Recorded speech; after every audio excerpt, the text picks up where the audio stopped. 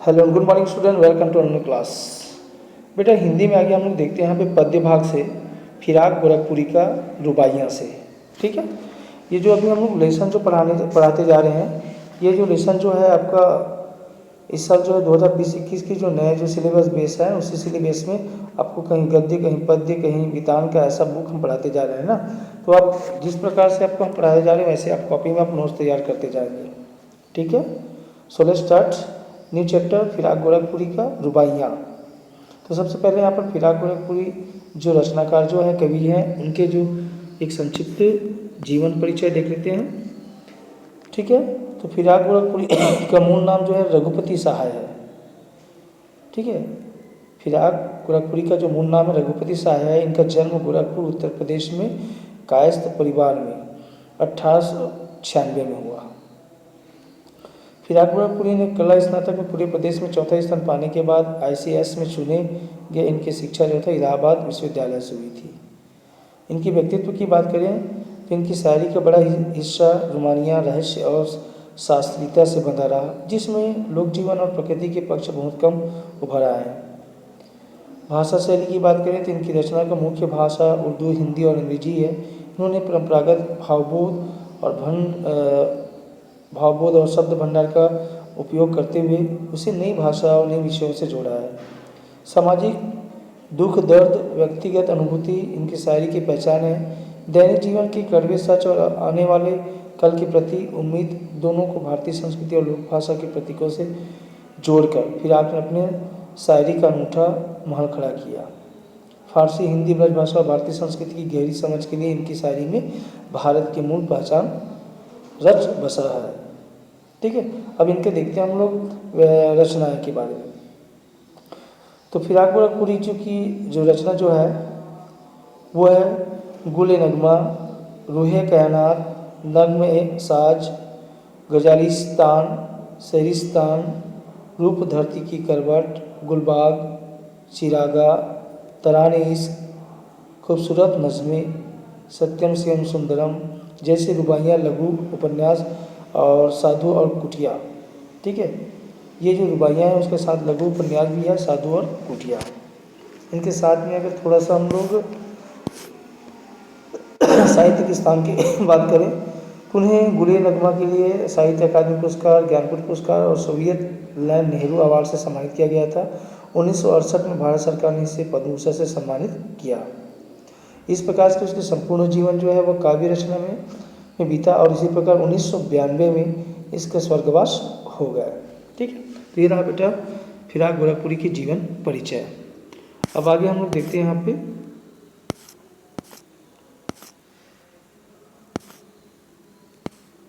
रुबाइयाँ, इनकी जो प्रमुख जो रचना है वो। तो इसके जो पाठ का एक संक्षिप्त परिचय मैं आपको बता दूं, उसके बाद इसकी जो काव्य जो है उनका अर्थ सप्रशन में बताऊंगा। ठीक है, तो रुबाइयाँ जो है वात्सल्य रस की प्रधानता, इसमें माँ अपने चांद के समान खूबसूरत बच्चे को गोद में लेकर कभी झूला झुलाती है तो कभी हवा में उछाल कर उसे खुश करती है।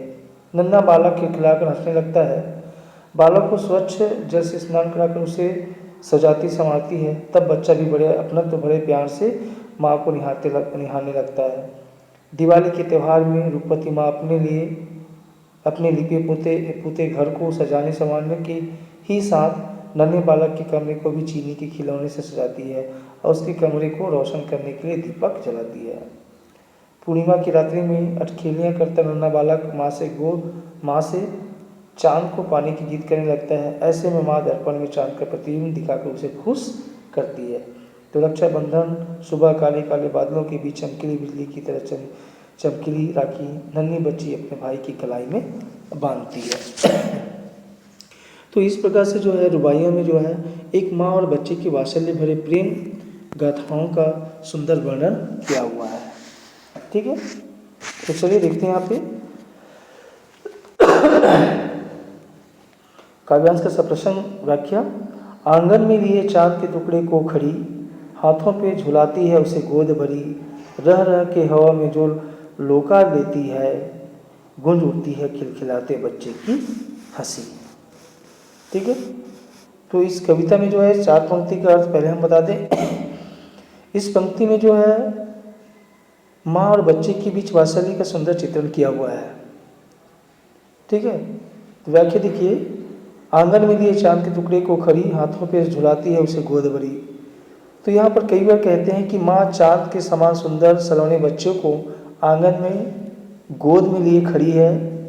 बच्चे का मन बहलाने के लिए उसे अपने हाथों को झुलाकर आकार देकर झुलाती है। ठीक है, आंगन में लिए चांद के टुकड़े को खड़ी हाथों पे झुलाती उसे गोद भरी। तो माँ और बच्चे के बीच में जो वात्सल्य प्रेम का एक अनुपम सुंदरता जो है उसका वर्णन करते हुए यहाँ पर कई बार कहते हैं कि सुंदर सलोने बच्चे को आंगन में गोद में लिए खड़ी है और बच्चे को या बच्चे का मन बहलाने के लिए उसे अपने हाथों से झूला का आकार देकर झुलाती है। रह रह के हवा में जो लोका देती है, कुछ कुछ देर में वह अपने लाडले बच्चे को हवा में उछाल देती है।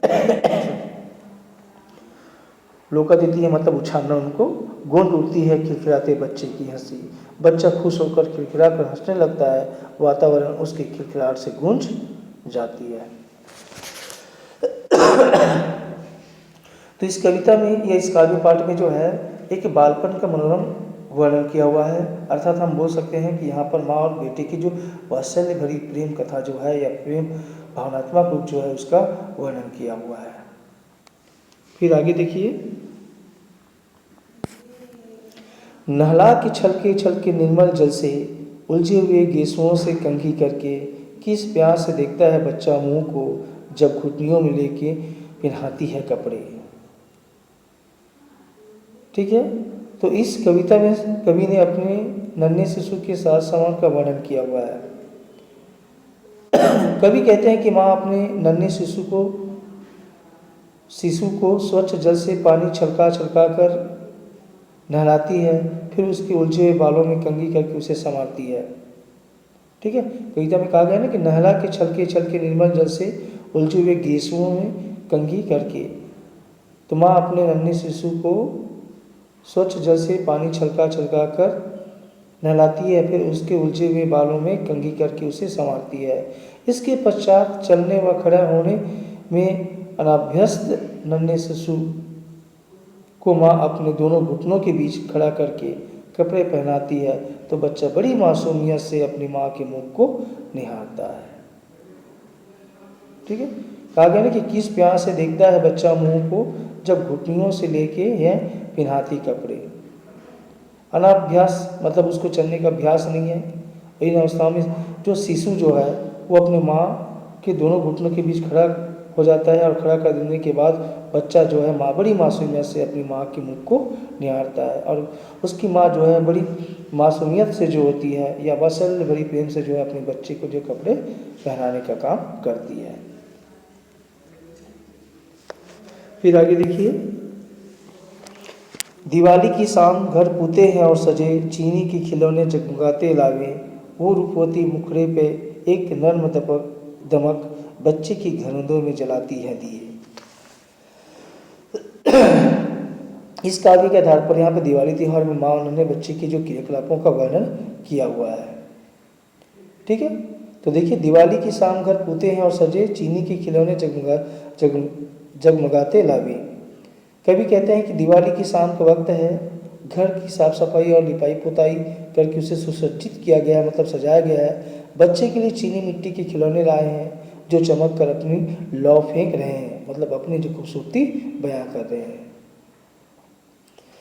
वो रूपवती मुखड़े पे एक नर्म दमक बच्चे की घरौंदे में जलाती है दिए। माँ अपने बच्चे के खिलौने के संसार अर्थात जिस स्थान पर बच्चा खेलते हैं वहाँ भी दिए जलाती है, जिससे माँ के खूबसूरत मुख की कोमलता भी चमक उठती है।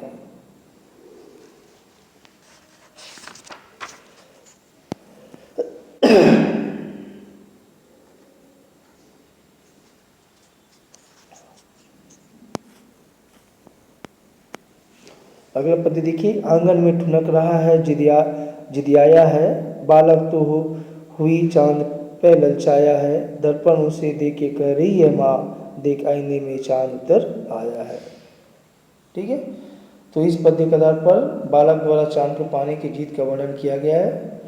ठीक है, कवि कहते हैं कि बालक आसमान में पूर्णिमा के चांद को देखकर ललचा उठता है, इसलिए कहा गया ना कि आंगन में ठुनक रहा है जिदियाया है, बालक तो हुई चाँद पे ललचाया है। तो बालक जो आसमान में पूर्णिमा की चाँद को देखकर ललचा उठता है, वह उसे पाने की लालसा से माँ से जिद करने लगता है, किंतु चाँद न मिल पाने से वह गुस्से में अपने पैर पटकते हुए आंगन में जिद दिखा रहा है। ऐसे में माँ उसे आईना दर्पण लाकर उसमें चाँद के प्रतिबिंब को बच्चे को दिखाता है और कहता है कि देख वो चाँद आईने में उतर आया मेरे लल्ला। क्या बोलो कि देख वो चाँद आईने में उतर आया मेरा लल्ला। मतलब यहाँ पे जो है आप अपने जो बचपन की जो घटी हुई जो पुरानी जो समय है उनको भी याद करके, या घर में छोटे बच्चे जो होते हैं उनको प्रत्यक्ष देखकर आभास लगा सकते हैं कि बचपनी अवस्था में जो होते हैं माँ जो होती है हम लोगों के साथ या हमारे साथ कैसा प्यार भरी ममता भरी सहलाते हुए जो है अपना प्रेम दिखाते हैं। तो ऐसी इस कविता में भी जो है बालक जो है जब चाँद के लिए ललचाता है, उसे लेने के लिए जिद करता है, किंतु चाँद न पाने की स्थिति में जब बच्चा जो अपने पैर पटकते हुए रोता है, तो ऐसे में माँ उसे मनाने का काम करता है और आईना लेकर उसके सामने दिखाती है और कहती है देख लल्ला मैं तुम्हारे लिए चाँद उतर लाया।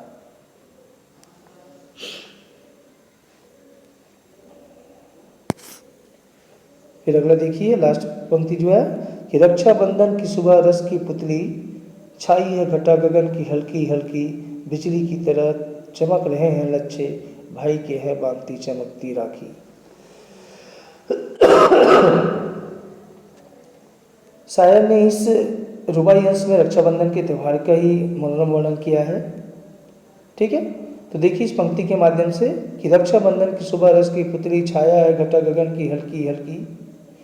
कवि कहते हैं कि रक्षाबंधन के दिन नन्ही बालिका आनंद से भरी है, आसमान पर काले काले बादल छाए हैं, उनके बीच बीच में हल्की सी बिजली चमक उठती है, बिजली की तरह चमकीली राखी बालिका अपने भाई की कलाई में बांधती है।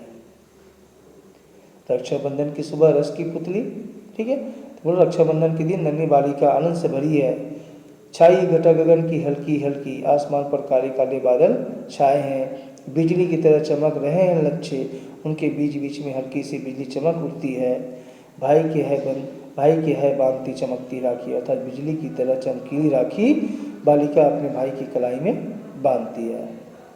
ठीक है, तो ये रहा बेटा आपके जो रुबाइयाँ फिराक बेरकपुरी की जो प्रमुख रचना जो है, इसमें दो रचना है, एक रुबाइया है दूसरा है गज़ल।